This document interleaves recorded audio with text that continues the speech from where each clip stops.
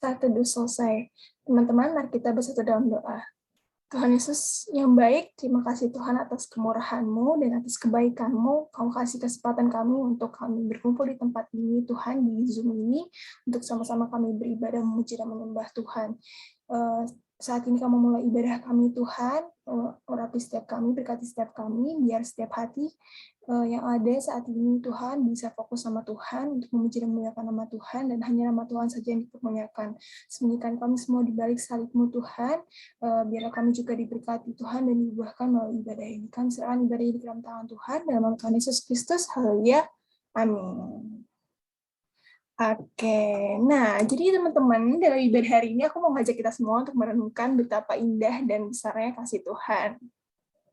Mungkin saat ini kita ada di situasi yang berbeda-beda ya teman-teman. Mungkin lagi ada yang happy tadi ya, ada yang lagi happy, mungkin juga ada yang lagi dalam kondisi yang sedih atau mengalami hal yang berat. Tapi aku mau ingetin sesuatu, bahwa satu hal yang perlu kita ingat, God really loves us, guys. Tuhan tuh sangat-sangat mengasihi kita. Jadi sebaik apapun kondisi kita saat ini, ingat bahwa Tuhan tuh selalu berikan anugerah buat kita. Dan seberat apapun kondisi kita saat ini, ingat bahwa Tuhan tetap menyertai kita dan Tuhan peduli dengan kita. Jadi selama kita tetap tinggal di dalam kasih-Nya Tuhan, pasti kita akan melihat betapa indahnya cara Tuhan mengasihi kita. Seperti Daud yang menyatakan dalam Mazmur 108 ayat 5, sebab kasih-Mu besar mengatasi langit dan setia-Mu sampai ke awan-awan. Aku mau mengajak teman-teman untuk bersama-sama mengangkat pujian seindah siang di sinari terang.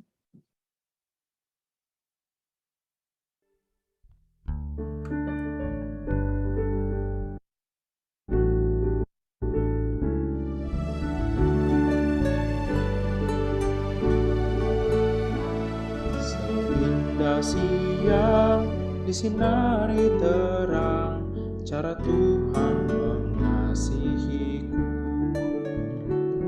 Seindah petang dengan angin sejuk, cara Tuhan mengasihiku. Tuhanku lembut dan penyayang, dan aku mengasihi Dia. Kasih-Nya besar, agung dan mulia, cara Tuhan mengasihiku. Tuhanku lembut dan penyayang, dan aku mengasihi Dia. Kasih-Nya besar, agung dan mulia, cara Tuhan mengasihiku. Cara Tuhan mengasihiku. Cara Tuhan mengasihiku.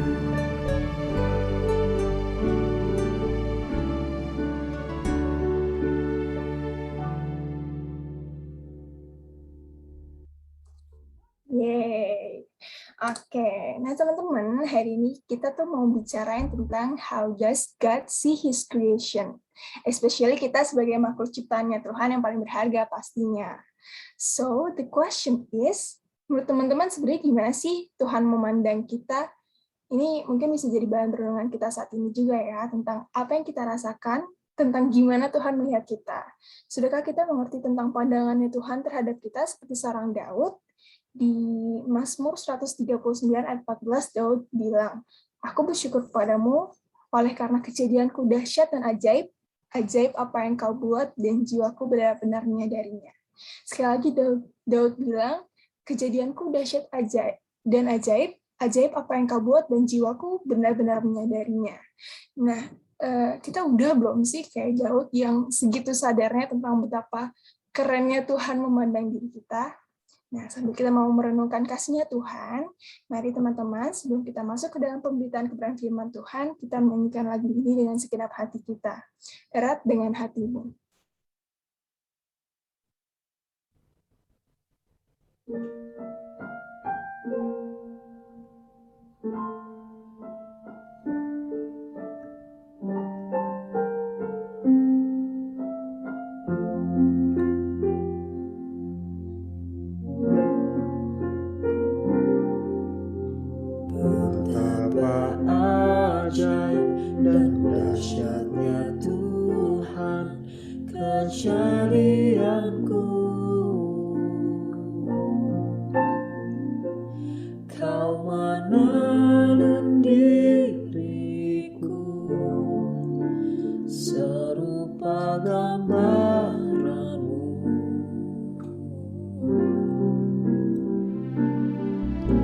Sungguh berharga di mata-Mu Tuhan kehidupanku. Kau membawa hatiku mendekat erat dengan hati-Mu.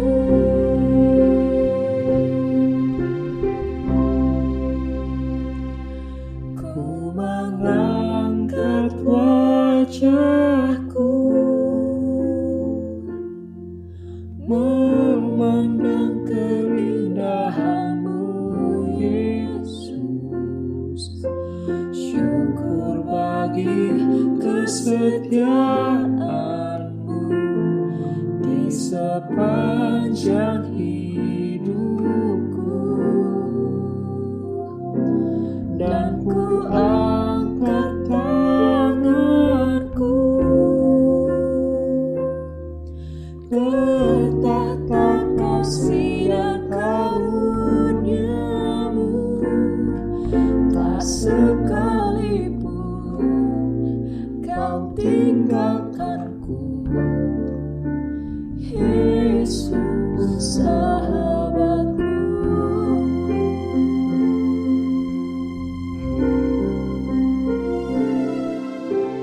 Sungguh berharga di mata-Mu Tuhan kehidupanku. Kau membawa hatiku mendekat erat dengan hati-Mu. Ku mengangkat wajahku memandang keindahan-Mu, Yesus.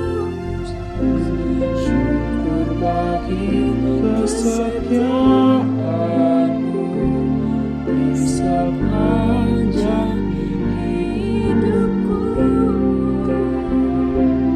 Dan ku angkat tanganku ke tahta kasih dan karunia-Mu. Tak sekalipun Kau tinggalkanku, Yesus sahabatku.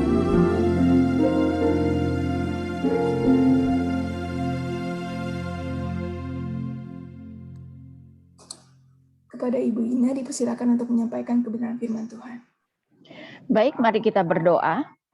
Bapa kami yang di surga, kami bersyukur Bapa jika pada saat ini kami boleh datang untuk merenungkan firman-Mu. Kiranya Engkau yang berbicara kepada setiap kami, supaya kami boleh melihat apa yang Tuhan kehendaki di dalam penciptaan. Kami berdoa hanya di dalam nama Tuhan kami Yesus Kristus. Amin. Saudara-saudara, hari ini kita akan melihat Kejadian 1 dan 2, ya, di mana terutama di dalam Kejadian 2 nanti kita akan melihat apa sebenarnya tujuan Tuhan di dalam mencipta kita manusia. Nah, pertama Kejadian 1 penciptaan langit dan bumi, itu adalah Kejadian 1 sampai Kejadian 2 ayat 3. Next, kita akan melihat saudara, sebenarnya kalau kisah penciptaan kita lihat di dunia kuno banyak sekali sebenarnya kisah penciptaan ya. Tetapi kita bisa melihat bahwa kisah penciptaan di Alkitab itu sangat berbeda dengan kisah-kisah penciptaan misalnya di Mesopotamia, ya, Babel kuno dan seterusnya. Misalnya kalau di dunia kuno, Mesopotamia adanya teogoni. Teogoni artinya silsilah Allah. Karena apa? Karena Allah-Allah itu ternyata ada silsilahnya. Mereka dicipta atau mereka dilahirkan dan sebagainya. Sedangkan Alkitab menunjukkan bahwa Allah kita tidak dicipta. Kemudian dunia kuno semuanya percaya pada Allah, tapi mereka percaya politeisme, yaitu menyembah banyak Allah. Sehingga mereka tidak pernah percaya adanya monoteisme, Allah itu hanya satu, walaupun tentu saja kita tahu Allah kita yang satu itu Tritunggal, ya, tetapi tetap adalah monoteisme dan berdaulat penuh. Karena itu dunia kuno tidak percaya kalau Allah mereka itu berdaulat penuh. Panteisme adalah ajaran yang mengatakan bahwa Allah ada dalam segala sesuatu dan karena itu segala sesuatu adalah Allah. Tetapi Alkitab mengajarkan bahwa Allah terpisah dari ciptaan. Nah, di dalam dunia kuno, misalnya di dalam mitos Babel kuno yang bernama Enuma Elis, ya, penciptaan itu terjadi karena ada pertarungan para Allah. Jadi ceritanya suatu hari Dewi Tiamat itu mau membunuh allah-allah yang lain, allah-allah kecil, ya. Dunia kuno memang menganggap Allah itu bisa mati. Maka allah-allah kecil itu datang memohon kepada Marduk untuk menolong. Marduk itu adalah allah utama Babel. Akhirnya di dalam pertarungan Marduk kemudian bisa membunuh Tiamat, dia mencabik tubuh Tiamat menjadi dua, akhirnya tubuh Tiamat yang atas menjadi langit dan tubuh Tiamat yang bawah menjadi bumi. Jadi penciptaan langit dan bumi itu karena ada pertarungan para Allah. Tapi Alkitab menggambarkan Allah mencipta dengan tanpa usaha, hanya perlu berfirman. Nah, kemudian saudara kalau kita mengikuti kisah tadi, maka allah-allah kecil itu karena mereka meminta tolong kepada Marduk, seharusnya melayani Marduk sebagai budak. Tapi Marduk kemudian kasihan karena itu menciptakan manusia menggantikan allah-allah kecil itu melayani dia sebagai budak. Kan itu di dalam dunia kuno manusia itu dicipta sebagai budak. Dan kalau kita ingat jemaat Musa, mereka itu adalah budak di tanah Mesir, ya. Sedangkan Musa kemudian mengatakan sesuatu yang sangat radikal, yaitu bahwa manusia tidak dicipta sebagai budak tetapi sebagai penguasa. Nah, next kita kemudian melihat masalah dalam penciptaan. Kita bisa melihat beberapa hal, dikatakan pemakaian nama Allah yang berbeda. Kata Allah di dalam Kejadian 1 ayat 1 sampai Kejadian 2 ayat 3, itu Ibraninya Elohim. Sedangkan Kejadian 2 ayat 4 sampai 25, maka nama Allah adalah Yahweh Elohim, dan kadang-kadang dilihat bahwa ini menunjukkan sumber yang berbeda. Tetapi sebenarnya kita tidak harus melihat begitu, ya. Kenapa memakai nama Allah yang berbeda? Itu adalah karena fokus penciptaannya berbeda. Kejadian 1 itu menekankan Allah menciptakan langit dan bumi termasuk manusia. Jadi yang ditekankan adalah Elohim sebagai pencipta langit dan bumi. Tetapi Kejadian 2 fokusnya adalah pada penciptaan manusia dan relasi Allah dengan manusia, karena itu memakai nama Yahweh. Tuhan semua huruf besar itu adalah terjemahan dari kata Yahweh, karena mau menunjukkan dia sebagai Allah dari umatnya. Tapi kemudian juga urutan dalam kisah penciptaan, ada terang sebelum matahari, ya. Terang diberikan pada hari pertama, matahari baru dicipta pada hari keempat. Kemudian penciptaan binatang dan manusia kok sepertinya terbalik. Kita tahu bahwa Kejadian 1 manusia diciptakan sebagai yang terakhir. Tetapi di dalam Kejadian 2 manusia diciptakan di ayat 7. Sedangkan di ayat 19 dikatakan, lalu Tuhan Allah membentuk dari tanah segala binatang hutan dan segala burung di udara. Dibawanyalah semuanya kepada manusia untuk melihat bagaimana ia menamainya. Jadi seakan-akan manusia dicipta dulu baru Tuhan menciptakan binatang untuk diberi nama. Tapi sebenarnya bahasa Ibrani itu tidak punya kayak past tense, present, dan future seperti yang kita mengerti dalam bahasa Inggris. Jadi apakah itu past, present, dan future konteks yang menentukan? Karena itu ayat 19 seharusnya bisa dimengerti lalu semua binatang yang sudah Allah ciptakan itu sekarang dibawa untuk diberi nama, ya, sehingga sebenarnya tidak ada masalah dalam urutan. Tetapi yang menjadi masalah terutama sains sekarang adalah umur bumi dan manusia. Sains mengatakan umur bumi sudah miliaran tahun dan umur manusia sudah jutaan tahun. Sedangkan kalau kita melihat apa yang dikatakan Alkitab, ya, manusia diciptakan segala penciptaan itu hanya terjadi dalam 6 hari, dan kalau misalnya kita menghitung silsilah-silsilah yang ada, maka umur bumi cuma ribuan tahun. Untuk itu next kita melihat ada beberapa pandangan Injili tentang penciptaan. Pertama adalah himne poetik atau Freiburg hypothesis, di mana mau mengatakan penciptaan ditulis dalam bahasa puisi, jadi jangan diterjemahkan secara harafiah. Kenapa dianggap dituliskan dalam bahasa puisi? Karena ada paralel yang sangat baik sekali, yaitu hari pertama sampai ketiga diberikan tempatnya, sedangkan hari keempat sampai keenam adalah penghuni dari tempat tersebut. Sehingga hari pertama bumi dicipta, kemudian penghuni bumi benar-benar menerang pada hari keempat. Hari kedua langit dan air, kemudian ada burung dan ikan hari kelima, sedangkan hari ketiga adalah darat dan kemudian binatang darat dan manusia. Itu adalah hal yang pertama. Cuman saya berpikir bahwa ya adanya paralel tidak harus menunjukkan kalau itu adalah bahasa puisi. Apalagi kita tahu bahwa hukum keempat, hukum Sabat itu menganggap bahwa apa yang terjadi adalah secara harfiah penciptaan itu 6 hari. Kemudian pandangan berikutnya, next kita lihat yaitu epokal. Epoch itu berarti satu masa. Mau mengatakan satu hari merupakan satu masa yang panjang.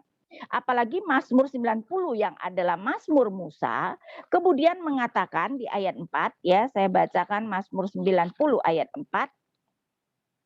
Sebab di matamu 1000 tahun sama seperti hari kemarin apabila berlalu atau seperti suatu giliran jaga di waktu malam. Tapi saudara di sini adalah di mata Tuhan. Bukan berarti satu hari bagi manusia itu bisa seperti 1000 tahun ya. Sehingga kita tidak bisa memakai Mazmur 90 ayat 4 seperti itu. Apalagi di dalam kitab-kitab narasi, kitab sejarah, satu hari itu biasanya dimengerti 24 jam.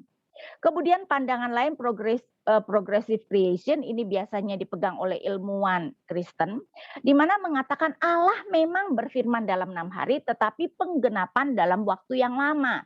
Karena penggenapan dalam waktu yang lama akhirnya bersama-sama sehingga tidak menjadi masalah kalau terang sudah ada hari pertama, sedangkan matahari baru hari keempat.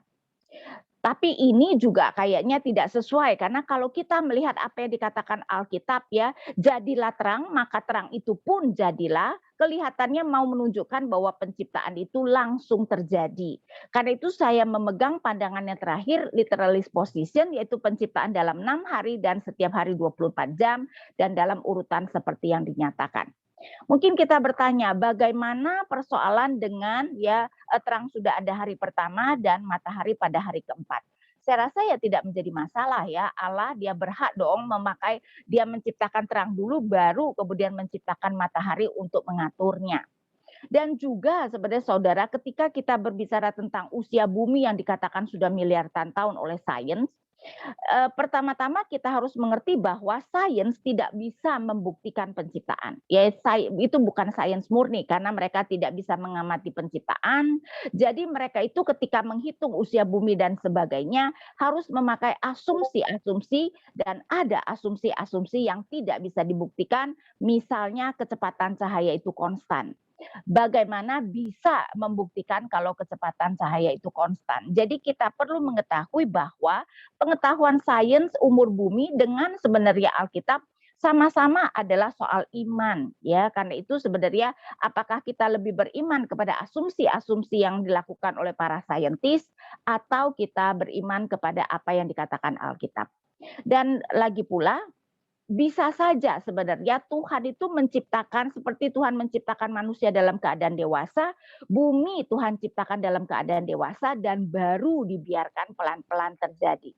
Sains menghitungnya sepertinya semuanya dari awal sudah pelan, karena itu bisa saja kenapa sains kemudian menghitungnya menjadi begitu lama. Ya, karena itu saya memegang literalist position. Lagi pula prinsip yang saya pegang.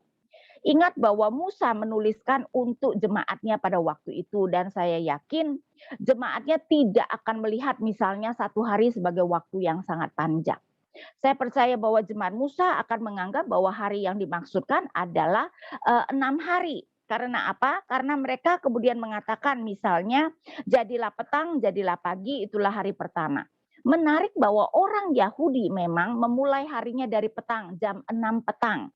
Sehingga ini harusnya adalah menunjuk kepada hari yang mereka mengerti ya, jadilah petang, jadilah pagi, itulah hari pertama. Nah, kemudian kita mau melihat teologi penciptaan. Pertama-tama keheranan dalam penciptaan. Tentu saja kita harus membandingkan kisah ini dengan dunia kuno, saudara ya, bukan dengan dunia modern kita. Di mana kita melihat keberadaan Allah, apa yang tidak ada adalah silsilah Allah dan istri Allah.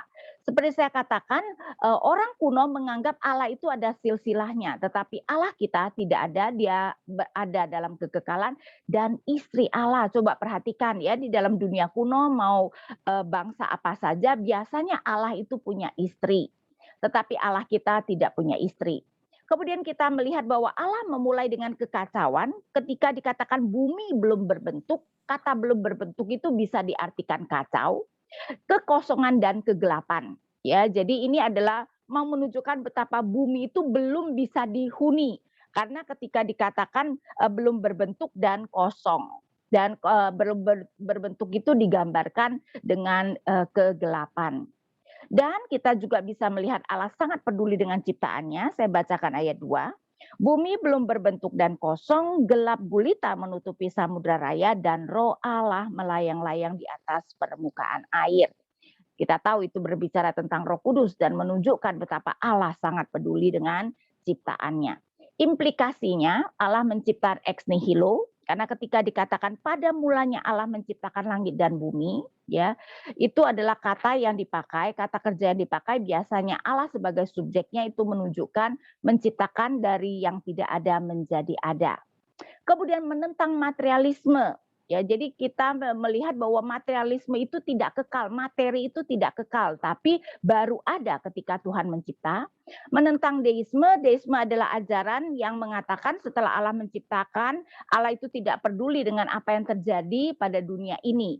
Dan dualisme adalah ajaran mengatakan ada kuasa yang sama kuatnya, kuasa baik dan jahat, tetapi di sini kegelapan digambarkan sebagai bagian dari ciptaan Allah. Dan panteisme, Allah berbeda dari ciptaannya. Kemudian next kita melihat alat penciptaan firman Allah, ya. Allah mencipta dengan sederhana hanya dengan firman-Nya. Dan ini menunjukkan betapa Allah Tritunggal melakukan penciptaan. Nah, saudara, dari mana kita bisa melihat Allah Tritunggal? Dari 3 ayat pertama saja kita sudah bisa melihat Allah Tritunggal. Pada mulanya Allah menciptakan langit dan bumi, mungkin ini sudah menunjukkan Allah Tritunggal karena ayat 2 sudah ada roh Allah, sudah ada Roh Kudus. Ayat 3 berfirmanlah Allah. Allah yang dimaksudkan harusnya Allah Bapa, firman adalah Allah Anak. Itu yang kemudian Yohanes katakan. Pada mulanya adalah firman dan firman itu bersama-sama dengan Allah, ya, dan Allah menciptakan segala sesuatu melalui firman. Karena itu kita melihat bahwa Allah Tritunggal sudah bersama-sama melakukan penciptaan, dan karena Allah mencipta melalui firman-Nya berarti itu adalah ekspresi dari kehendaknya, tujuan Tuhan, berarti ini menentang nihilisme. Nihilisme itu mau menyatakan bahwa segala sesuatu itu sebenarnya tidak ada artinya. Tetapi kalau penciptaan itu kita percaya sebagai ekspresi dari kehendak Tuhan, pasti ada tujuannya.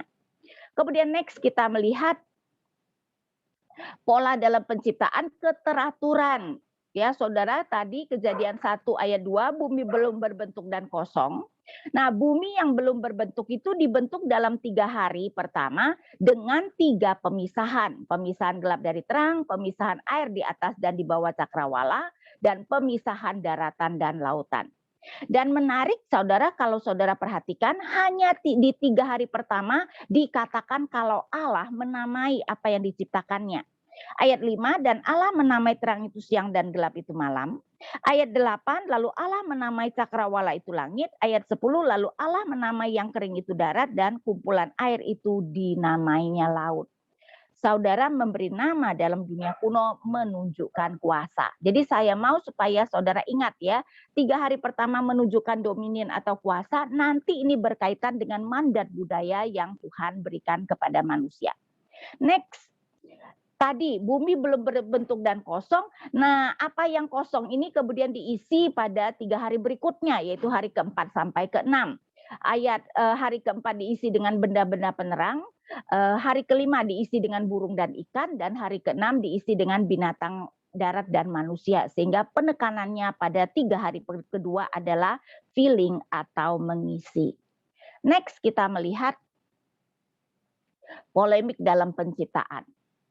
Nah, Musa ketika membicarakan apapun yang dia lakukan, itu sering sekali dipakai untuk menentang pemikiran-pemikiran yang salah yang ada di dalam dunia kuno pada waktu itu. Dan seperti saya katakan, dunia kuno tidak percaya ada Allah yang berdaulat. Karena itu Musa mau menunjukkan bahwa Allah kita adalah Allah yang berdaulat dengan memberi nama, ya tadi memberi nama menunjukkan kuasa. Kemudian Allah yang menciptakan benda-benda yang disembah dan ditakuti. Saudara-saudara, benda-benda penerang, ya matahari, bulan, dan bintang adalah benda-benda yang sering sekali dianggap sebagai kuasa yang menakutkan. Karena itu di sini Alkitab mau mengatakan mereka bukan sebenarnya Allah-Allah yang menakutkan, tetapi hanyalah bagian dari penciptaan. Kemudian ayat 21 saya bacakan, maka Allah menciptakan binatang-binatang laut yang besar. Ya, LAI memakai binatang-binatang laut yang besar, tidak kelihatan mengerikannya, tetapi sebenarnya bahasa Ibrani-nya adalah naga-naga. Dan bahasa Inggris sering sesekali memakai great sea monsters. Ya, jadi binatang yang menakutkan itu adalah bagian dari ciptaan Allah saja.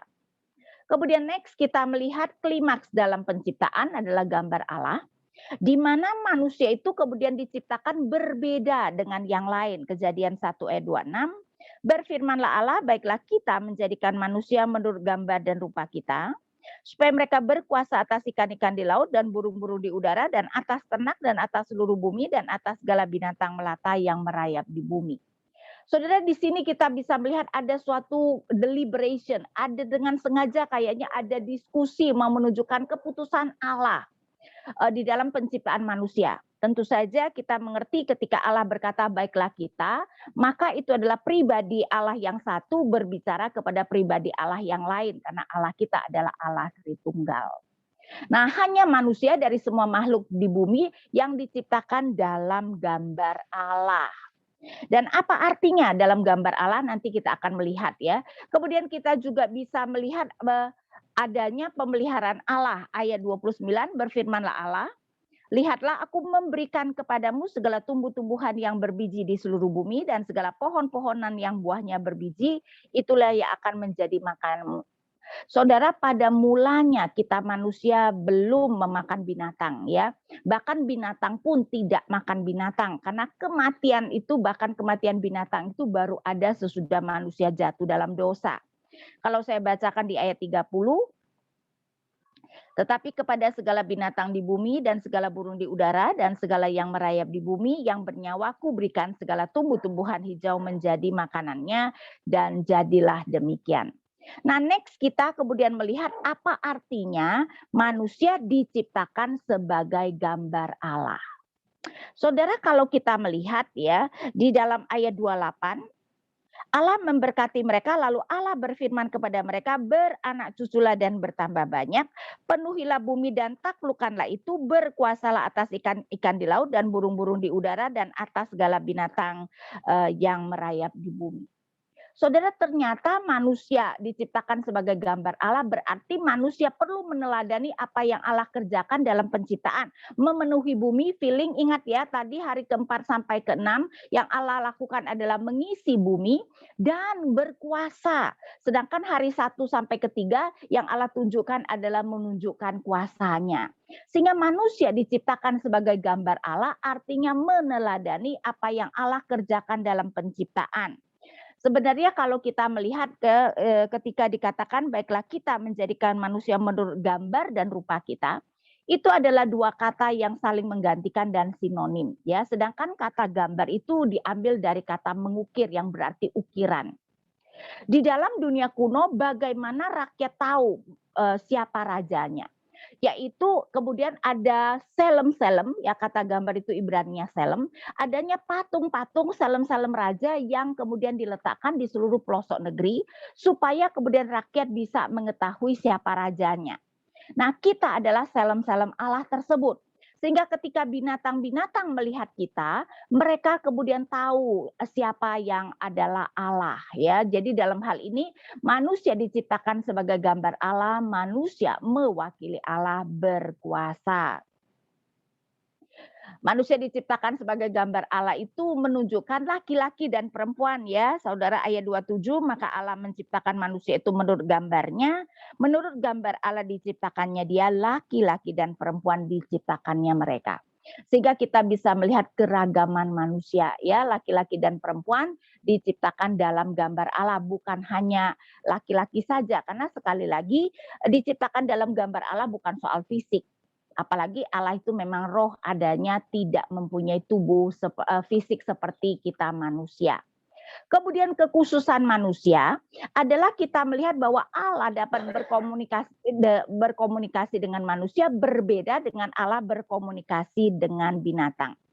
Mari kita melihat dua ayat ya, ayat 22 dan ayat 28. Dan saya hanya akan membaca bagian awalnya supaya kita lihat bedanya. Ayat 22, lalu Allah memberkati semuanya itu firman-Nya berkembang biaklah. Ayat 28, Allah memberkati mereka, lalu Allah berfirman kepada mereka, beranak cuculah. Saudara perhatikan nggak perbedaannya? Kepada binatang Allah itu tidak bersabda kepada mereka. Kepada manusia dikatakan Allah memberkati mereka, lalu Allah berfirman kepada mereka. Sedangkan di ayat 22 cuman Allah memberkati semuanya itu firman-Nya. Jadi Allah hanya berfirman, bukannya binatang ada di hadapan Allah dan Allah kemudian berbicara kepada binatang. Tetapi kepada manusia, Adam dan Hawa ada di depan Allah dan Allah kemudian berfirman kepada mereka. Dan ini menunjukkan kekhususan, ya, kekhususan manusia di mana Allah berkomunikasi dengan manusia berbeda dengan cara Allah berkomunikasi dengan binatang. Kemudian next kita melihat penilaian atas penciptaan semuanya baik, ya. Jadi sering sekali dikatakan bahwa Allah melihat itu baik. Dan kalau kita melihat saudara, kata baik itu ternyata muncul 7 kali. Dan di dalam konsep Ibrani 7 kali, 7 adalah angka sempurna. Ya, bahkan terakhir dikatakan Allah melihat segala yang dijadikannya sungguh amat baik. Karena itu kita harus melihat bahwa materi dunia ini sebenarnya diciptakan dengan sangat baik, ya. Akibat dosa yang membuat segalanya itu kemudian menjadi rusak. Tapi saudara, kita kemudian melihat bahwa tujuan penciptaan itu ternyata bukan manusia, melainkan adalah hari Sabat. Kan itu pasal 2 ayat 1 sampai 3. Demikianlah diselesaikan langit dan bumi dan segala isinya. Ketika Allah pada hari ke-7 telah menyelesaikan pekerjaan yang dibuatnya itu, berhentilah ia pada hari ke-7 dari segala pekerjaan yang telah dibuatnya itu. Lalu Allah memberkati hari ke-7 itu dan menguduskannya, karena pada hari itulah ia berhenti dari segala pekerjaan penciptaan yang telah dibuatnya. Sehingga kita bisa melihat bahwa tujuannya adalah sabatnya Allah. Sabat itu berarti perhentian. Ya, sabat diberikan pada waktu penciptaan dan kita tahu ini adalah sebagai dasar hukum keempat, di mana pada hari Sabat manusia seharusnya datang beribadah kepada Allah dan beristirahat. Sehingga kita bisa melihat bahwa tujuan penciptaan adalah memuliakan Allah, ya, di mana akhirnya kita datang menyembah Allah. Nah, next sekarang kita akan melihat pasal 2, kehendak Tuhan bagi manusia, pasal 2 ayat 4 sampai 25. Pertama-tama kita melihat rencana Allah untuk martabat manusia. Kenapa kita mengatakan demikian? Next ya, saya bacakan dari ayat 4. Demikianlah riwayat langit dan bumi pada waktu diciptakan. Ketika Tuhan Allah menjadikan bumi dan langit, lihat ayat 5, belum ada semak apapun di bumi, belum timbul tumbuh-tumbuhan apapun di padang. Ada dua keadaan, belum ada semak dan tumbuh-tumbuhan di padang. Mungkin kita berpikir, kan sebelum manusia sudah ada tuh pohon-pohonan, ya. Karena kita juga sudah tahu bahwa tumbuh-tumbuhan sudah ada pada hari ketiga. Saya bacakan misalnya Kejadian 1 ayat 12. Tanah itu menumbuhkan tunas-tunas muda, segala jenis tumbuh-tumbuhan yang berbiji, dan segala jenis pohon-pohonan yang menghasilkan buah yang berbiji. Tapi rupanya yang dimaksudkan di sini, bumi itu diparalelkan dengan padang. Belum ada semak apapun di bumi, belum timbul tumbuh-tumbuhan apapun di padang. Jadi ini tidak berbicara bahwa seluruh dunia belum ada tumbuh-tumbuhan, tetapi mengatakan padang belum ada tumbuh-tumbuhan. Ya, karena apa? Karena sebenarnya mau mengatakan ini adalah tumbuh-tumbuhan yang nanti akan dikelola oleh manusia. Dan ada dua alasan.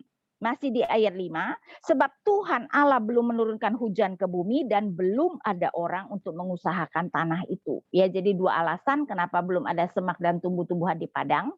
Belum ada hujan dan belum ada manusia, karena itu dua solusi.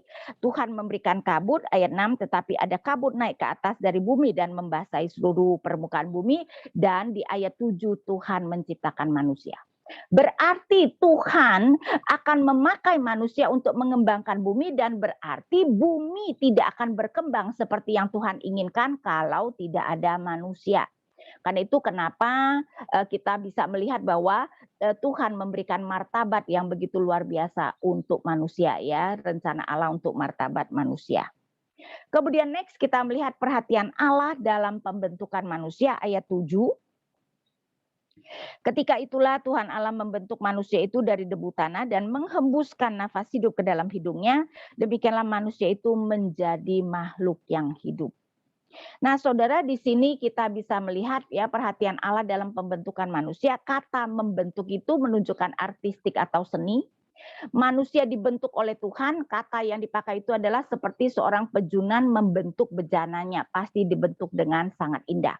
Tapi memang bukan cuma manusia loh ya yang dibentuk, saudara-saudara. Kalau di ayat 19 kita melihat, lalu Tuhan Allah membentuk dari tanah segala binatang hutan. Ya, karena itu tidak mengherankan binatang-binatang juga mempunyai fitur-fitur yang sangat indah ya, bahkan kadang-kadang fitur binatang ada yang lebih hebat dari manusia ya, seperti mata burung raja wali, misalnya penciuman binatang, burung yang bisa mempunyai sayap, kita manusia tidak bisa terbang.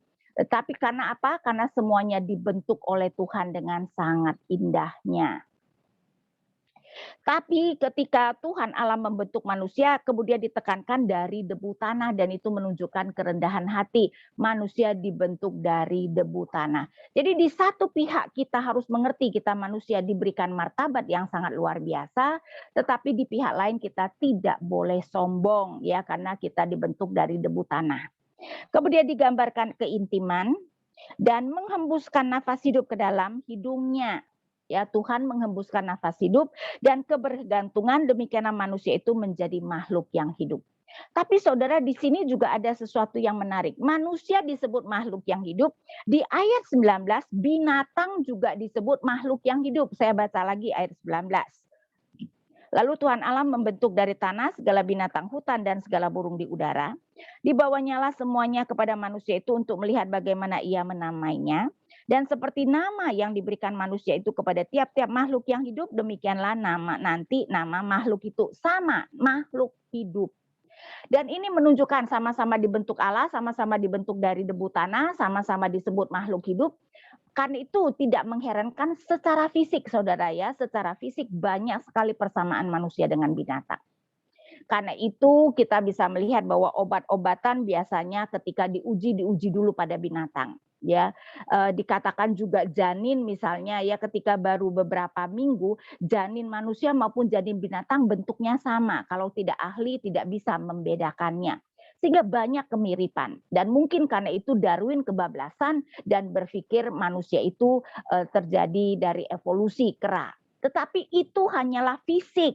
Sedangkan tidak ada binatang yang diciptakan dalam gambar Allah ya. Jadi mungkin secara fisik banyak persamaan antara manusia dengan binatang, tetapi bukan berarti tidak ada bedanya. Karena itu kita tidak percaya bahwa kita manusia itu evolusi dari binatang.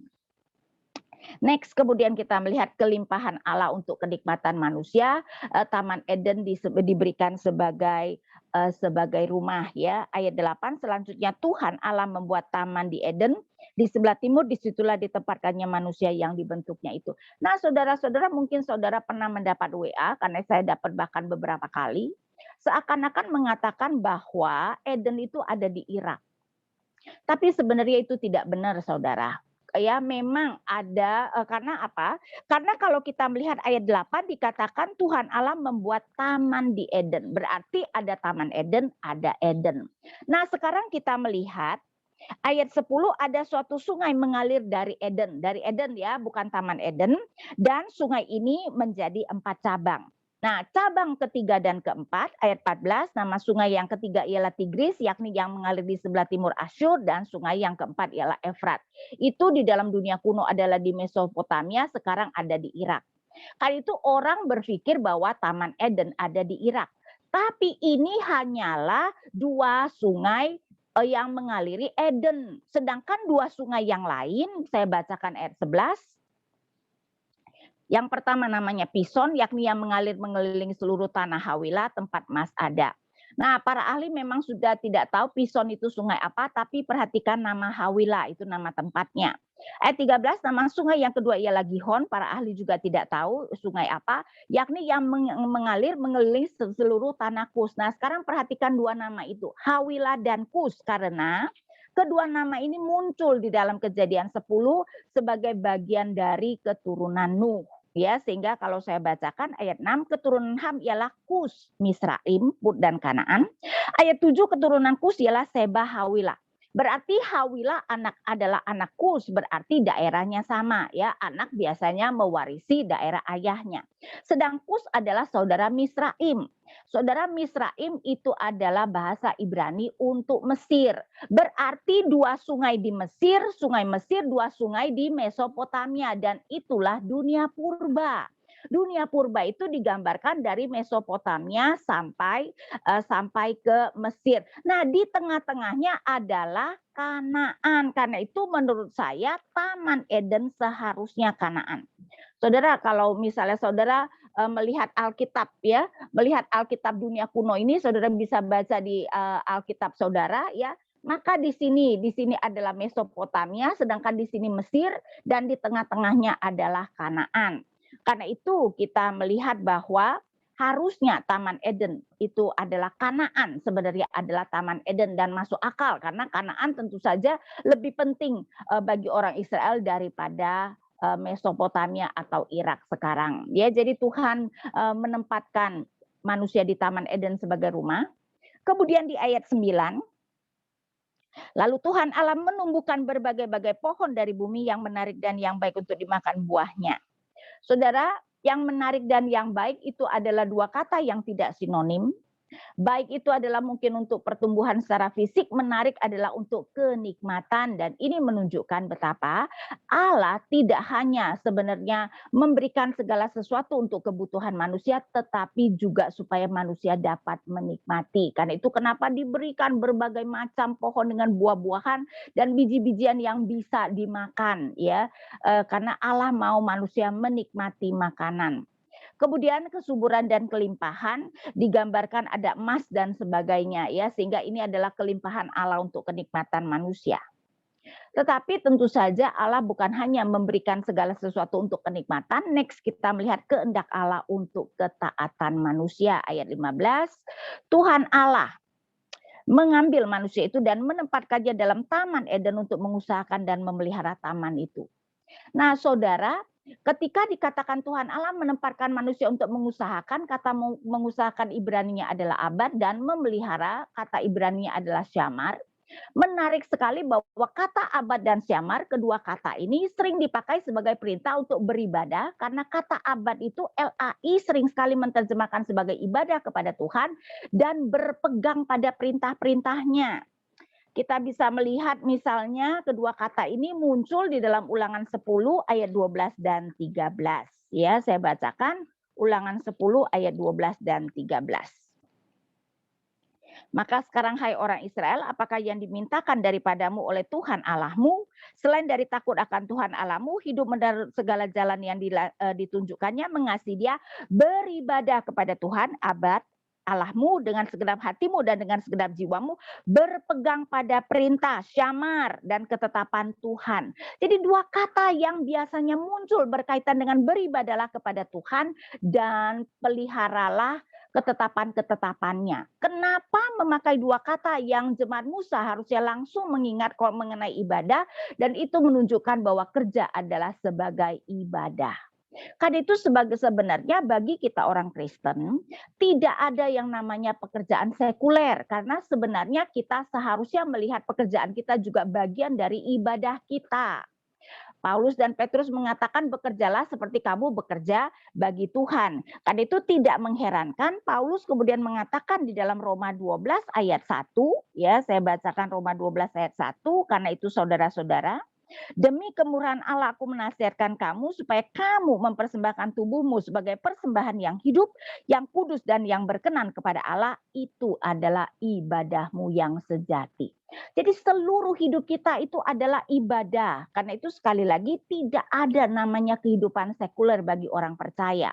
Karena itu Paulus juga bisa mengatakan segala sesuatu yang tanpa iman adalah dosa.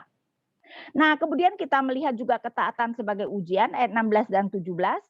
Lalu Tuhan Allah memberi perintah ini kepada manusia, semua pohon dalam taman ini boleh kau makan buahnya dengan bebas. Tetapi pohon pengetahuan tentang yang baik dan jahat itu janganlah kau makan buahnya, sebab pada hari engkau memakannya pastilah engkau mati. Ini bukan hanya soal tidak boleh makan buah, tapi ini adalah soal ujian ketaatan. Dan ini seharusnya mudah untuk dilakukan karena tadi ayat 9 Tuhan Allah menumbuhkan berbagai macam pohon yang baik dan yang menarik. Jadi kalau Adam mau taat, dia pasti bisa. Kemudian kita melihat pemeliharaan Allah untuk kebutuhan manusia. Ayat 18 Tuhan Allah berfirman, tidak baik kalau manusia seorang diri saja. Nah, saudara, next ya, ketika kita melihat tidak baik, harusnya kita kaget kenapa tidak baik, padahal penciptaan belum selesai. Tidak baik karena perempuan belum diciptakan. Di dalam Kejadian 1, kenapa penciptaan manusia baik? Karena secara langsung sudah digambarkan penciptaan itu laki-laki dan perempuan. Kalau saya bacakan Kejadian 1 ayat 27, maka Allah menciptakan manusia itu menurut gambarnya, menurut gambar Allah diciptakan dia laki-laki dan perempuan. Baru kemudian kita di pasal 2 Allah mendetilkan penciptaan manusia, rupanya penciptaan manusia itu 2 tahap. Laki-laki dulu baru perempuan, dan ketika baru laki-laki Allah mengatakan tidak baik karena berarti penciptaan manusia belum selesai. Ya, tetapi ini menunjukkan juga betapa kita manusia diciptakan sebagai makhluk sosial, saudara ya. Karena itu kalau orang sudah menarik diri, tidak mau berkomunikasi dengan orang dan sebagainya, biasanya dia sakit karena manusia sebenarnya tidak bisa hidup seorang diri. Nah, kemudian dikatakan juga aku akan menjadikan penolong baginya yang sepadan dengan dia. Penolong berarti Adam perlu ditolong.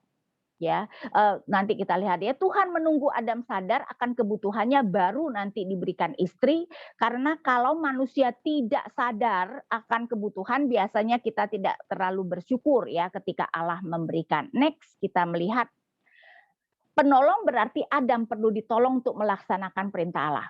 Perintah Allah apa? Beranak cuculah dan bertambah banyaklah. Adam perlu ditolong nggak untuk beranak cucu? Tentu saja ya, karena itu kita bisa melihat bahwa dalam hal ini saudara ya, sebenarnya kalau saudara mencari istri seharusnya adalah untuk menolong saudara melakukan apa yang menjadi tugas Tuhan untuk saudara ya, karena itu kita melihat laki-laki sebagai kepala keluarga, istri sebagai penolong. Nah, perempuan diambil dari tulang rusuk untuk mendampingi dan dikasihi. Beberapa tahun yang lalu ada perkataan-perkataan yang sering sekali ya diberikan.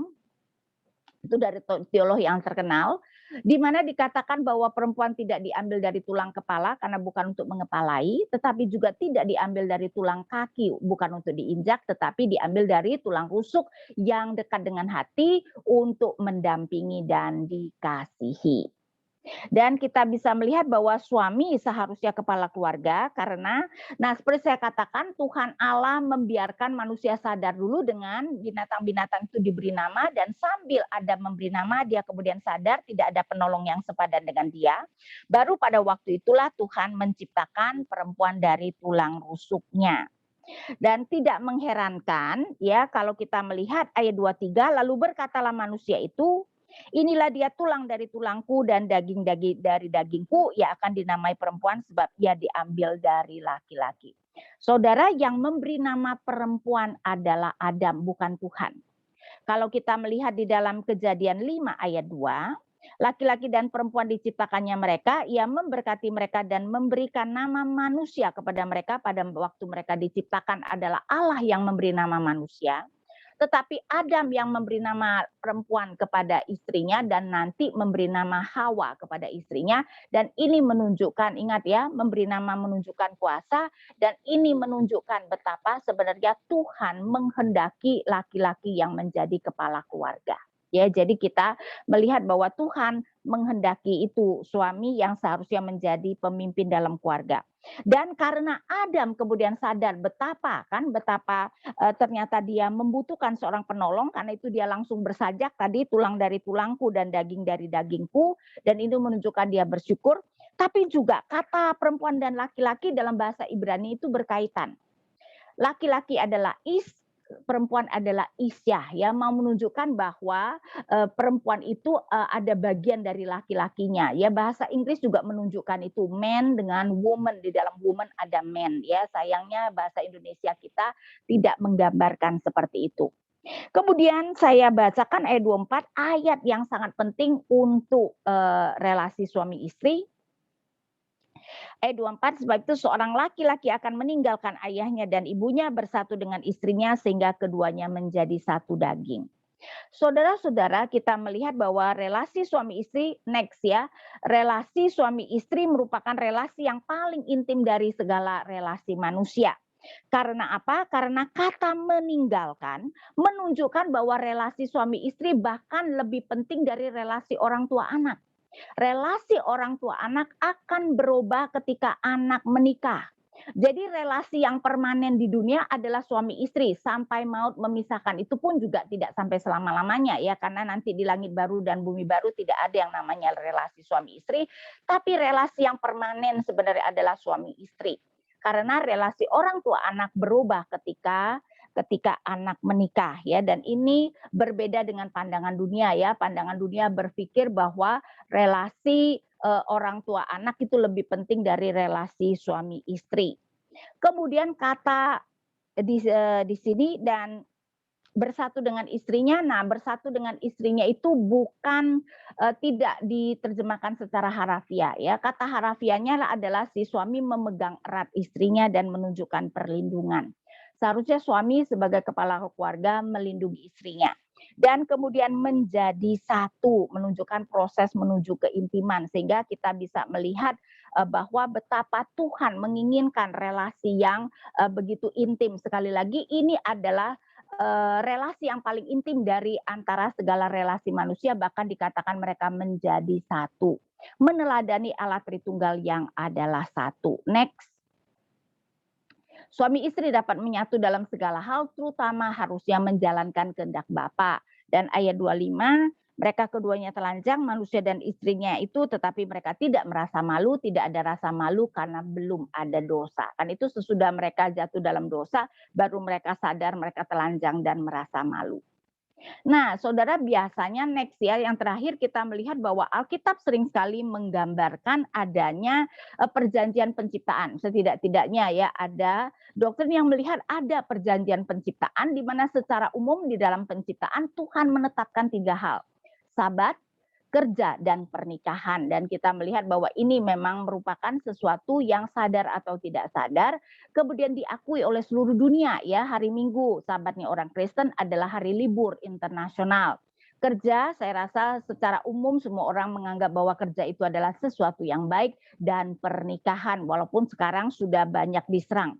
Berkaitan dengan pernikahan, saudara ya, balik lagi kepada Kejadian 2 ayat 24, dikatakan seorang laki-laki akan meninggalkan ayah dan ibunya dan bersatu dengan istrinya, laki-laki maupun istrinya dalam bentuk tunggal, berarti pernikahan yang Tuhan inginkan adalah monogami. Tetapi juga laki-laki adalah maskulin, istri adalah feminin. Pernikahan itu seharusnya maskulin dan feminin ya. Jadi bukan maskulin-maskulin, bukan feminin-feminin. Dan secara khusus ada ujian ketaatan. Tidak boleh memakan buah dari pohon pengetahuan tentang yang baik dan yang jahat. Oke, itulah kita bisa melihat apa yang menjadi tujuan Tuhan bagi kita manusia. Nah, saya berikan kesempatan untuk bertanya.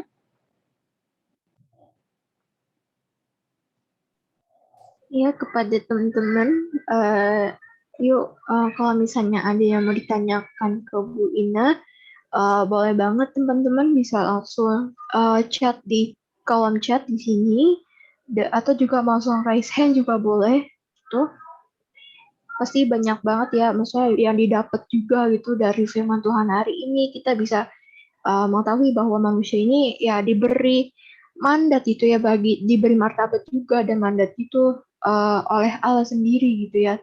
Begitu istimewa kita di hadapan Allah gitu, sampai-sampai Tuhan mau menyiapkan segala sesuatunya. Dan oleh karena itu mungkin teman-teman adakah mungkin kegelisahan, mungkin ada yang udah KTB tentang creation ini, mungkin bisa nih ditanyain ke Bu Ina juga kalau ada yang bingung, teman-teman yang 2021 atau kakak-kakak PKTB-nya juga boleh, terus tuh teman-teman yang lain juga kalau misalnya ada yang mau ditanyakan ke Bu Ina boleh banget. Yuk teman-teman.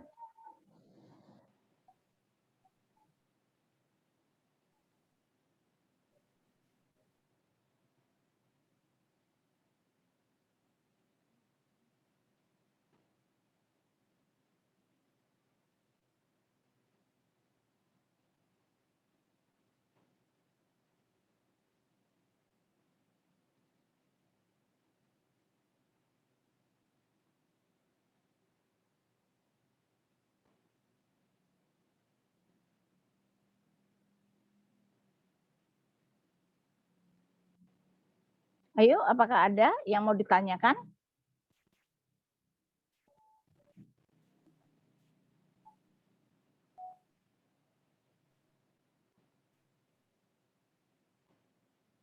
Iya, iya benar. Kalau misalnya malu-malu, mau private chat juga boleh.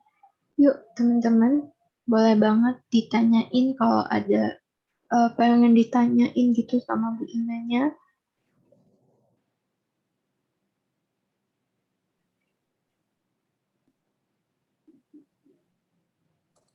Oke, ladies. Oke, mungkin kalau yang lain masih malu-malu, aku izin bertanya dulu ya. Kalau Ibu Ina, saya mau bertanya Bu, jadi akhir-akhir ini kan lumayan banyak gitu ya public figure yang kayak mereka tuh memang menikah tapi memutuskan untuk tidak memiliki anak. Sebenarnya kalau kayak gitu bener nggak sih Bu? Maksudnya kayak ya udah menikah tapi entah dia emang nggak pengen punya keturunan atau misalnya memiliki keturunan tapi adopsi gitu. Menurut Ibu gimana Bu? Sesuai dengan kebenaran firman Tuhan atau enggak? Kalau menurut Makasih. saya dengan sengaja tidak mau punya anak itu seharusnya tidak baik ya, karena memang salah satu tujuan pernikahan bukan satu-satunya, tapi salah satu tujuan pernikahan itu adalah beranak cucu. Ya, sehingga tentu saja itu tidak baik kalau sengaja. Lain hal kalau Tuhan tidak memberikan. Karena itu apalagi sekarang motivasinya kan sangat berbeda. Motivasinya anak mahal nih, nanti ya repot kalau punya anak dan sebagainya. Sehingga kebanyakan motivasinya memang menunjukkan betapa mereka manusia itu mau cari senangnya saja. Karena itu seharusnya tidak boleh. Ya, jadi itu bukan motivasi yang baik. Salah satu tujuan pernikahan itu adalah supaya kita beranak cucu.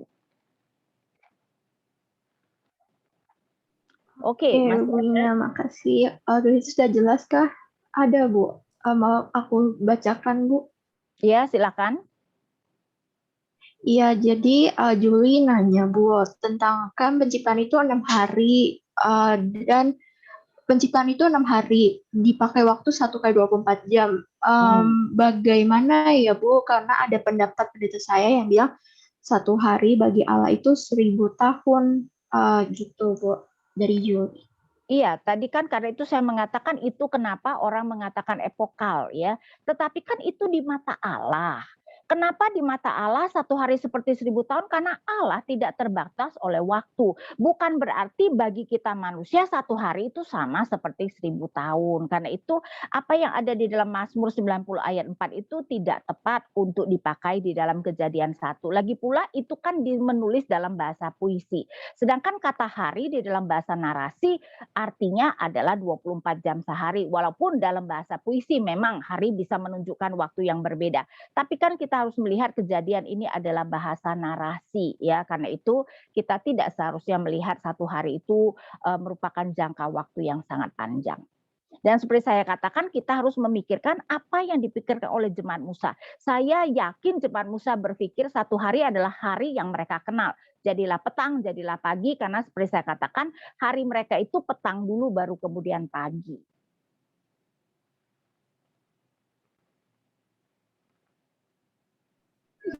Oke, Juli gimana Juli? Udah terjawab belum pertanyaannya? Kalau ada yang belum jelas, oke. Katanya Juli, oke. Nah, mungkin sekarang gilirannya Calvin. Oke, aku izin bertanya ya Bu Ina. Jadi Alkitab ini kan kaya sekali dengan penciptaan manusia nih Bu Ina. Tapi memang Alkitab kita tidak begitu membukakan tentang penciptaan, misalnya tentang penciptaan malaikat-malaikat, penciptaan iblis, penciptaan surga dan lain-lain nih Bu Ina. Mungkin adakah Bu Ina bisa memberikan referensi atau bagaimana kita membacanya gitu Bu Ina? Oke. Terima kasih Bu. Ya, kalau kita melihat Kejadian 1 ayat 1, pada mulanya Allah menciptakan langit dan bumi, itu berarti langit, bumi, dan seluruh isinya berarti termasuk malaikat. Tapi memang mulai dari ayat 2 ditekankan hanya bumi. Bumi belum berbentuk dan kosong. Karena itu kenapa Penciptaan malaikat tidak diceritakan. Jadi memang kita tidak diberitahukan penciptaan malaikat. Iblis bukan diciptakan Allah ya. Malaikat yang jatuh, penghulu malaikat yang jatuh itu kemudian namanya iblis. Jadi Allah tidak menciptakan iblis dan roh-roh jahat. Iblis dan roh-roh jahat adalah penghulu malaikat dan malaikat-malaikat yang jatuh. Jadi memang Alkitab tidak menjelaskan mengenai penciptaan malaikat karena memang Alkitab itu tidak menceritakan kepada kita semuanya, hanya yang berkaitan dengan kita saja. Karena itu sekali lagi kenapa Kejadian 1 ayat 2 berfokus pada bumi. Ya, berarti dari ayat 2 dan seterusnya hanya berfokus pada bumi. Terima kasih banyak Bu Ina. Oke. Oke, Bu Ina ada pertanyaan satu lagi, anonim Bu. Jadi pertanyaannya, bagaimana dengan laki-laki yang feminis atau perempuan yang maskulin? Apakah tidak sesuai dengan kodrat atau ajaran Alkitab? Padahal ada beberapa dari mereka yang masih bisa dikatakan normal, Bu, dalam tanda kutip normal. Nah, karena manusia sudah jatuh dalam dosa, ya, maka bisa ada hal-hal seperti itu, sama seperti kita bisa dilahirkan dengan penyakit-penyakit tertentu, ya. Ada hal-hal yang memang kita tidak bisa ubah, dan kalau sudah begitu, ya, kita berusaha tetap untuk hidup senormal mungkin. Jadi kalaupun misalnya kita laki-laki ada femininnya, tetapi kan tetap kita menjalankan fungsi sebagai laki-laki. Dan kalau jangan kemudian menjadi homo, karena kan homoseksual itu adalah sesuatu yang dilarang oleh Tuhan. Walaupun itu jarang ya, kebanyakan orang kalau homo itu adalah sexual preference mereka. Sebenarnya bukan karena mereka dilahirkan seperti itu. Tapi mungkin ada yang dilahirkan seperti itu, maka yang terjadi adalah kalau memang kita ada kecenderungan itu, yang bisa kita lakukan adalah hidup selebat, jangan menikah. Kalau memang kita tidak bisa menikah dengan lawan jenis, ya hidup jangan menikah. Karena kita tidak bisa mengontrol apa adanya kita, tapi kita bisa mengontrol tindakan kita. Ya, jadi kalau dalam hal itu, ya sudah, jangan menikah gitu. Walaupun sebenarnya kebanyakan ya sekarang orang homo atau lesbian itu sebenarnya adalah karena mereka memilih ya. Jadi mungkin out of curiosity, pengen dan sebagainya. Sehingga sebenarnya banyak dari itu tidak harus seperti itu. Oke. Gimana untuk penanya yang anonim?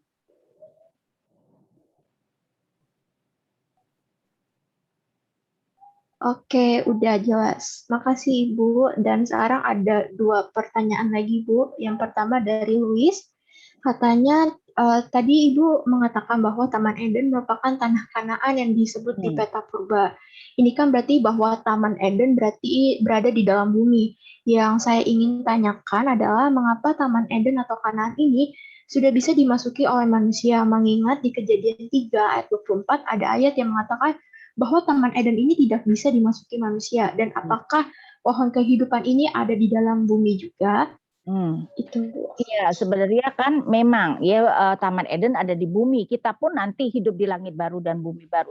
Kenapa sekarang akhirnya Taman Eden atau Kanaan bisa dihuni manusia? Karena kalau kita lihat air bah itu digambarkan bumi yang dulu itu dihancurkan. Sehingga bumi dan langit yang sekarang itu berbeda dengan bumi yang sebelumnya. Karena itu Tuhan kemudian membiarkan Kanaan bisa dihuni oleh manusia. Karena itu tidak lagi disebut Taman Eden. Ya, saya tunjukkan misalnya bahwa air bah membuat sebenarnya bumi kita sudah berubah. Saya bacakan 2 Petrus 3 ayat 6 dan 7. 2 Petrus 3 ayat 6 dan 7. Dan bahwa oleh air itu bumi yang dahulu telah binasa dimusnahkan oleh air bah. Tetapi oleh firman itu juga langit dan bumi yang sekarang terpelihara dari api dan disimpan untuk hari penghakiman dan kebinasaan orang-orang fasik. Jadi digambarkan bumi kita yang sekarang itu sudah berbeda dengan bumi sebelum air bah. Karena itu setelah Tuhan mengusir Adam dan Hawa, ya, maka kemudian Taman Eden akhirnya ketika Tuhan membinasakan seluruh bumi ini, maka Taman Eden tidak lagi disebut Taman Eden, disebut Kanaan dan dibiarkan ada orang-orang Kanaan yang tinggal di sana. Dan pohon kehidupan kelihatannya sudah Tuhan hilangkan. Karena kan manusia sudah jatuh dalam dosa, tidak boleh makan pohon kehidupan. Oke, Ibu Ina untuk jawabannya. Kalau Luis gimana? Apakah Luis sudah cukup menjawab jawaban dari Ibu Ina atau ada hal yang mau ditanyakan lagi? Oke, Luis. Makasih Luis buat pertanyaannya. Ibu ada satu lagi. Ya pertanyaan Ibu. Jadi manusia purba dan manusia pertama yaitu Adam sebenarnya yang mana dulu sih Bu? Gitu. Manusia pertama ya Adam dong. Ya baik di kejadian 1 maupun kejadian 2 sama. Itu kan cuman kejadian 2 itu mendetilkan kejadian 1. Jadi itu bukan manusia yang berbeda. Ya, jadi manusia pertama ya Adam dan Hawa.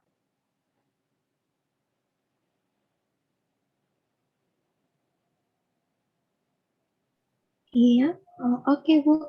Mungkin untuk yang anonim ini apakah udah jelas?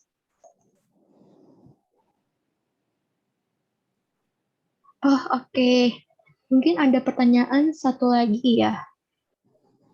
Ya, ini ada yang anonim juga gitu kan. Izin bertanya Bu Ina, kalau memutuskan hidup selibat karena lebih nyaman sendiri tanpa alasan yang jelas maksudnya, apakah salah gitu? Nah, itu pun juga salah karena kan sebenarnya kita seharusnya melakukan kehendak Tuhan. Jadi kalau selebat bukan karena panggilan Tuhan, ya maka kita tidak seharusnya hidup selebat, ya kita seharusnya menikah. Tetapi kan bisa saja memang tidak mendapatkan yang cocok, itu adalah masalah lain, ya. Tetapi seharusnya kita itu menikah kecuali memang Tuhan memberikan panggilan untuk hidup selebat, misalnya supaya lebih bisa berfokus untuk melayani Tuhan dan sebagainya. Jadi kalau tidak, kita seharusnya mengasumsikan bahwa Tuhan menghendaki kita menikah. Baik. Mungkin yang bertanya anonim? Oke, jelas katanya. Oke, Ibu ada satu lagi Bu. Banyak banget Ibu yang nanya. Jadi ini ada Agnes mau nanya. Katanya tadi Ibu menyebutkan bahwa jika sepasang suami istri menikah dan tidak mau memiliki anak karena keinginan pribadi, maka itu tidak baik. Jika pasangan tersebut merasa tidak memiliki anak karena merasa tidak siap secara mental, bagaimana ya Bu? Saya rasa tidak ada orang yang siap secara mental untuk menjadi orang tua ya. Karena kan memang menjadi orang tua itu adalah proses ya, proses ketika itu. Jadi kalau sampai begitu ya siapa yang siap untuk menjadi orang tua? Ya jadi kecuali memang mereka secara mental ada hal yang tidak wajar lah ya. Jadi mungkin itu hal lain ya. Tetapi kalau tidak, saya rasa ya kalau tunggu kita benar-benar siap ya kapan jadi orang tuanya. Sama seperti tidak ada orang yang merasa siap untuk melayani Tuhan. Betul enggak? Ya sehingga kita ya tidak bisa melihat itu sebagai patokan ya. Oke, mantap Ibu untuk jawabannya. Mungkin Agnes udah cukup jelas kah jawaban dari Bu Ina? Oke, ada lagi. Ada dari Hizkia. Jadi sebelumnya Bu, terima kasih atas penjelasannya yang cukup bagus. Tapi saya sekarang ingin bertanya, kalau misalnya memang menikah itu merupakan kewajiban, lalu bagaimana dengan Yesus? Yesus sendiri selama hidupnya menjadi manusia itu sama sekali tidak menikah. Apakah Yesus itu tokoh yang memang seorang pengecualian gitu atau bagaimana Bu?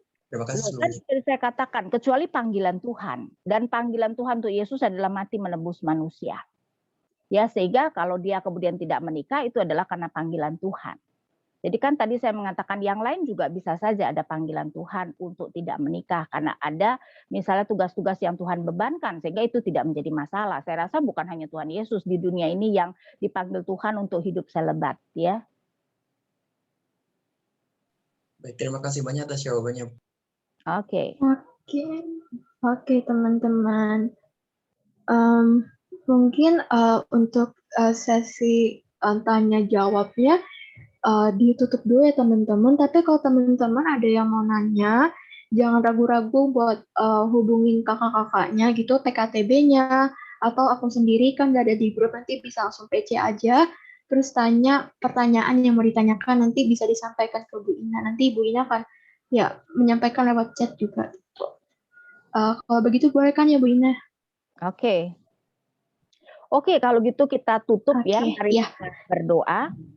Bapa di surga, kami bersyukur Bapa betapa kami boleh belajar apa yang menjadi tujuan Tuhan menciptakan kami. Kan itu kami berdoa kiranya kami juga boleh merenungkan apa yang sudah kami kerjakan. Karena itu saudara-saudara, saya juga beri waktu untuk saudara-saudara sekarang merenungkan ya, apa yang sebenarnya Tuhan inginkan, dan setelah mengetahui apa yang Tuhan inginkan, apa yang sebenarnya bisa kita lakukan. Karena itu sekarang saya berikan waktu kira-kira 1-2 menit.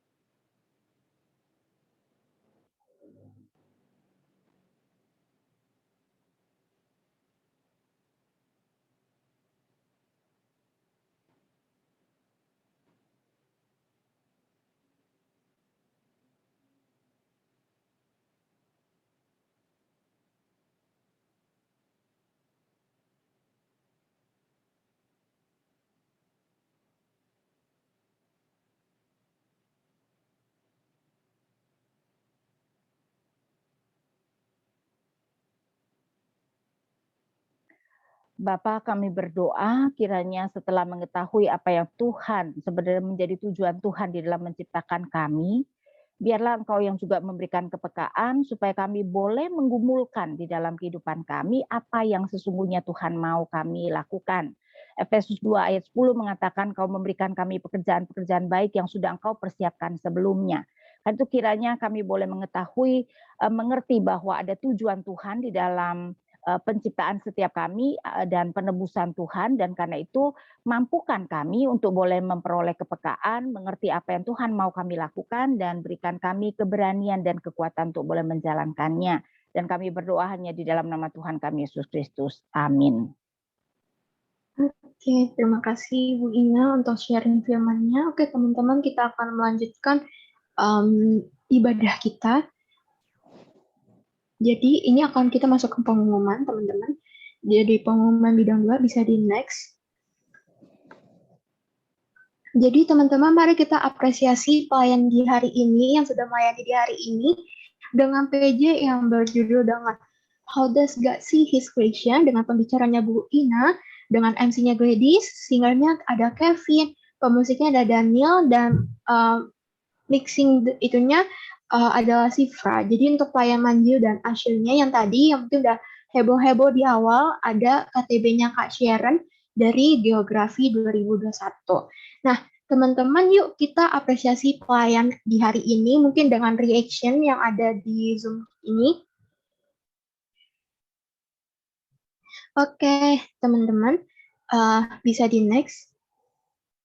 Nah, ini teman-teman kita ada angket PJ, teman-teman bisa banget bisa kasih saran, kritik, dan juga hal-hal yang kalian teman-teman nikmati melalui angket PJ di sini.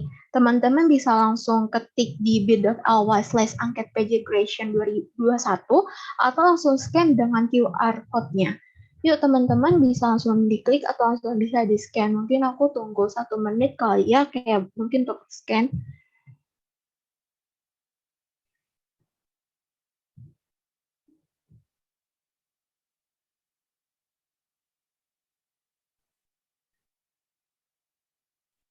Oke, mungkin bisa di next dulu, mungkin teman-teman bisa diklik juga.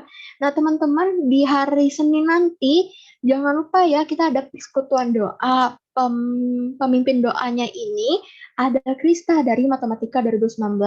Yuk teman-teman, kita join ke persekutuan doa kita berdoa bersama-sama, kita bersekutu bersama-sama melalui persekutuan doa di jam 5 lewat Zoom. Di tag ya teman-teman, tanggalnya tanggal 20 September di jam 5. Oke, bisa di next.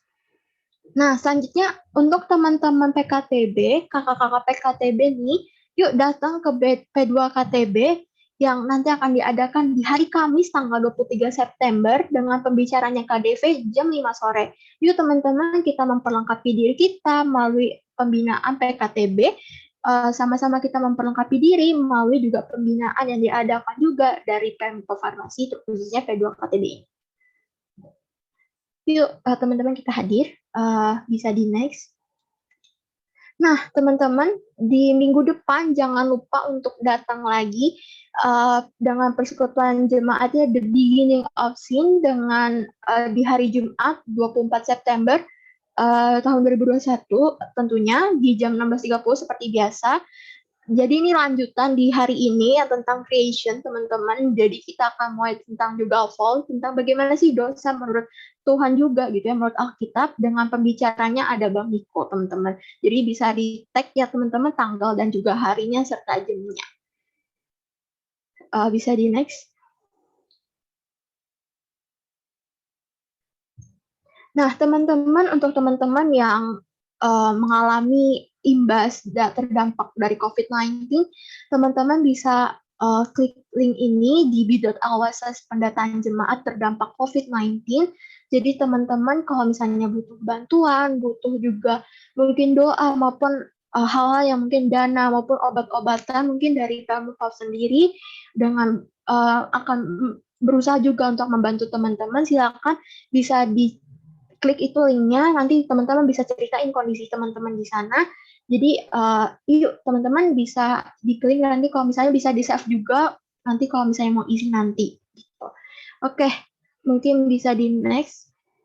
Nah teman-teman kalau misalnya ada yang mau permohonan doa, ada hal-hal yang mau didoakan, bisa teman-teman di klik ya di link Linktree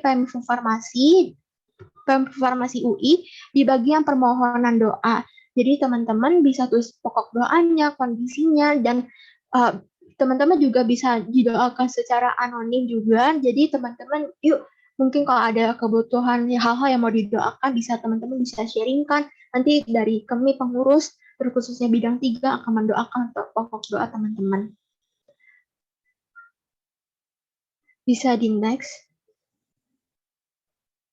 Lalu teman-teman di setiap hari Rabu ada open chat bersama nih Mimin Pempovar dari bidang 3. Jadi teman-teman jangan lupa nih kalau misalnya ada yang mau curhat atau cerita-cerita sesuatu gitu ya.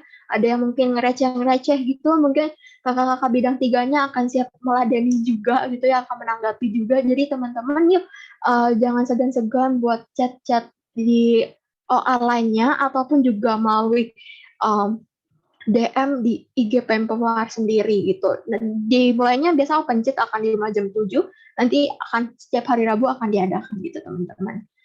Nah, bisa di next.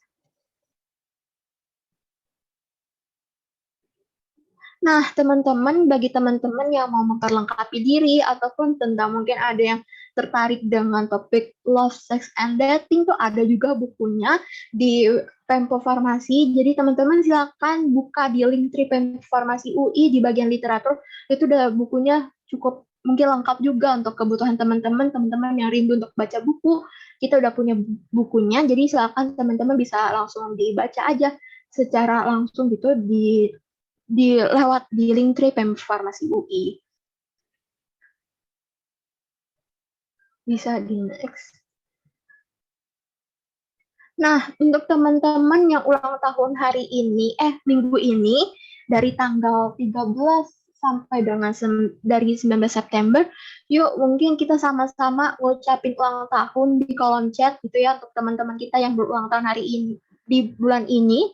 Ada Audrey dari Farmasi 18, ada Calvin juga dari Matematika 19, ada Gaby juga dari Stat 19, ada Charlita dari Geologi 2021, Michael dari Fisika 2021, Richard dari Matematika 2019, dan juga Zevanya dari Geografi 2021. Yuk teman-teman kita ucapin ulang tahun di kolom chat.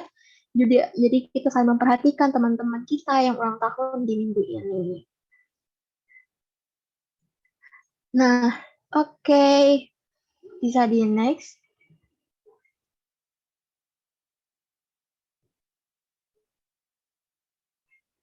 Untuk pendoa syaf, aku persilakan untuk memimpin doa syafaat hari ini.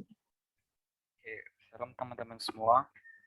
Di sini ada pokok doa kita pada persekutuan jemaat pada hari Jumat ini, di mana kondisinya adalah UNICEF memperkirakan 1 juta anak-anak di Afghanistan terancam menderita gizi buruk dan dapat meninggal tanpa perawatan.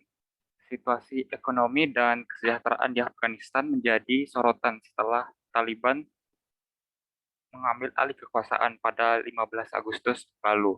Sejak saat itu, banyak negara angkat kaki dan berpikir ulang untuk menjalin hubungan dengan negara itu.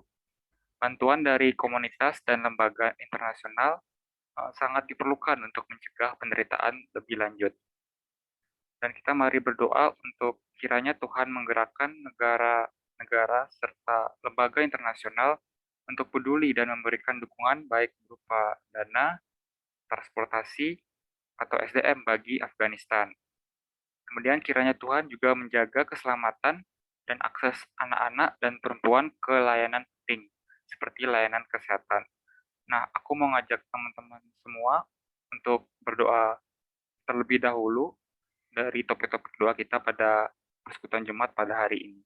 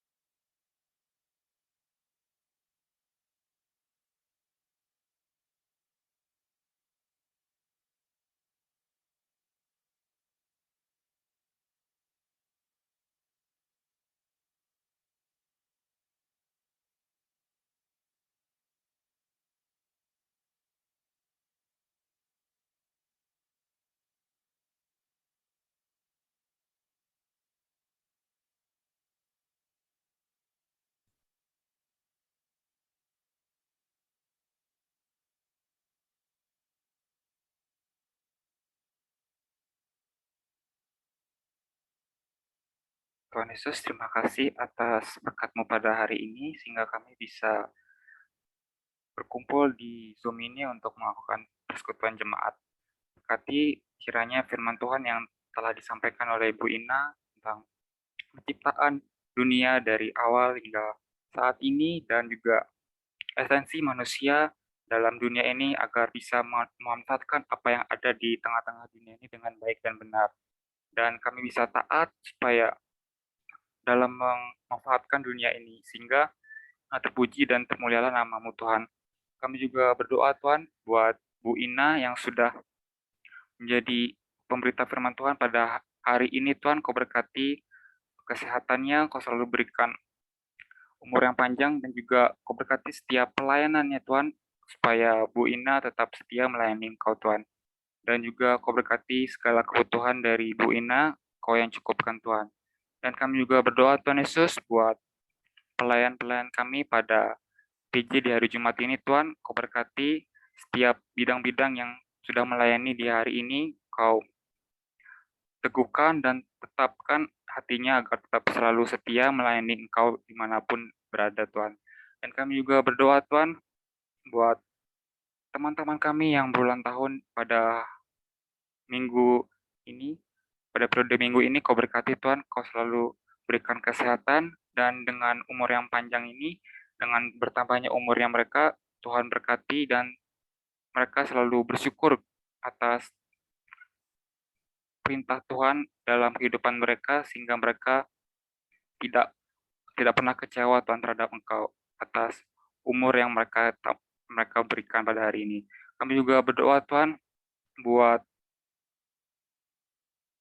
kondisi kami, yaitu dalam sekarang kami sudah memasuki semester baru Tuhan. Kau berkati dalam awal-awal perkuliahan kami ini, mungkin dalam awal-awal perkuliahan kami banyak sekali tugas-tugas maupun kepanitiaan. Kau berkati Tuhan Yesus supaya bisa berjalan dengan lancar dan kami bisa menjalaninya dengan baik sesuai dengan kehendak-Mu saja.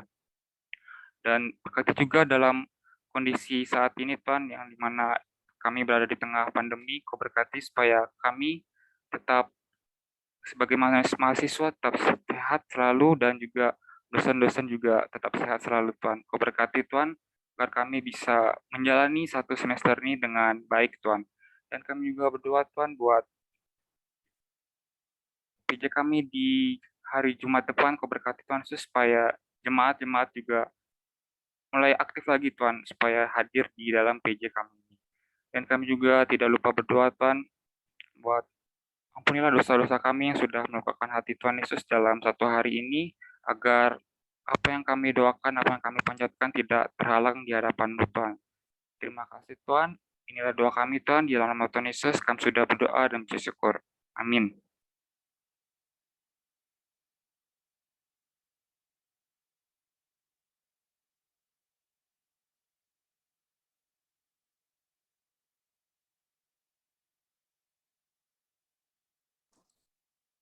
Baik, terima kasih untuk pemimpin doa hari ini. Nah, luar biasa ya, kita hari ini udah diberkati banget dengan kebenaran firman Tuhan tadi, dan juga banyak juga ya ilmunya tentang ilmu-ilmu teologi ya. Nah, kita juga belajar nih hari ini bahwa Tuhan udah ciptain kita sungguh amat baik tadi. Bu Ina juga tadi menjelaskan bahwa Tuhan dengan sengaja menciptakan kita, artinya Tuhan punya tujuan dan kita tuh gak diciptain sia-sia teman-teman. Jadi kita tuh ada di dunia ini tuh untuk meneladani Tuhan. Kita itu representasinya Tuhan. Jadi satu hal yang perlu kita ingat bahwa kita tuh connected sama Tuhan. Connected-nya itu bergaul dan beribadah kepada Tuhan. Nah, seluruh hidup kita itu seluruhnya untuk Tuhan, bukan untuk kita lagi. Nah, kita mau menyanyikan suatu pujian, yaitu Allah yang setia. Dalam pujian ini kita mau mengungkapkan syukur kita buat apa yang udah Tuhan mulai dalam hidup kita, dan ketika kita jatuh ke dosa pun Tuhan tetap berkorban untuk kita.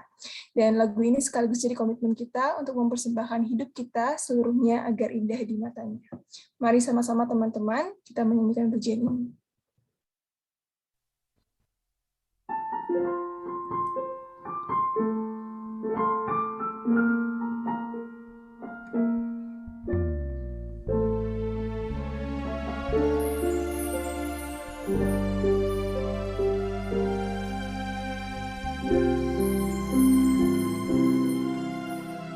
Yesus, Kau telah memulai segala yang baik dalamku. Engkau menjadikanku serupa gambaran-Mu dan berharga di mata-Mu. Yesus, Kau telah memulai karya yang mulia dalamku. Kau berikan hidup-Mu sebagai ganti dosaku, karena kasih-Mu padaku. Sekarang ku memuji-Mu, Allah yang setia, yang tak pernah meninggalkan perbuatan tangan-Mu. Sekarang ku menyembah-Mu, Allah yang mulia, sempurnakan segenap hidupku. Allah indah bagimu.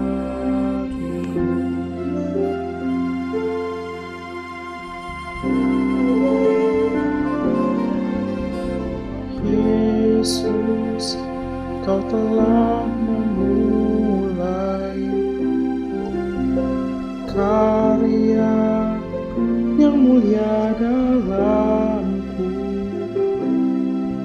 Kau berikan hidup-Mu sebagai ganti dosaku, karena kasih-Mu padaku.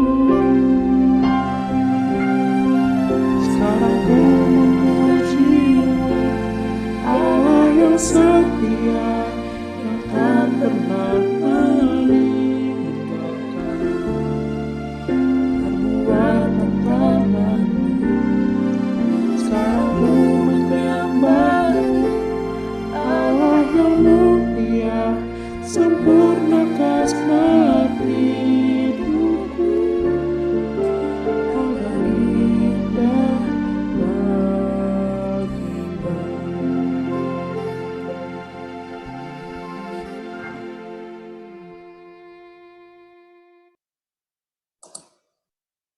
kepada Ibu Ina dipersilakan untuk memimpin doa penutup ibadah. Baik, mari sekali lagi kita berdoa. Bapa, kami berdoa kiranya Engkau yang terus memberikan kami kepekaan untuk mengerti apa yang Tuhan mau kami kerjakan, sehingga hidup kami boleh memuliakan Engkau. Kami juga berdoa Tuhan, Engkau yang juga terus memberikan kami kemampuan untuk boleh mentaati Engkau, menjalankan apa yang seharusnya kami lakukan. Tuhan kiranya yang juga berikan kami kesehatan, terutama di masa pandemi ini, supaya kami tetap boleh melakukan aktivitas dengan baik. Dan kiranya kasih daripada Allah Bapa, kasih setia daripada Tuhan kami Yesus Kristus, dan persekutuan dari Allah Roh Kudus menyertai kami dari sekarang sampai selama-lamanya, dan kami berdoa hanya di dalam nama Tuhan kami Yesus Kristus. Amin. Amin. Puji Tuhan, ibadah hari ini sudah selesai. Sebelum teman-teman keluar dari room ini, teman-teman dipersilakan untuk saat teduh sejenak. Saat teduh dipersilakan.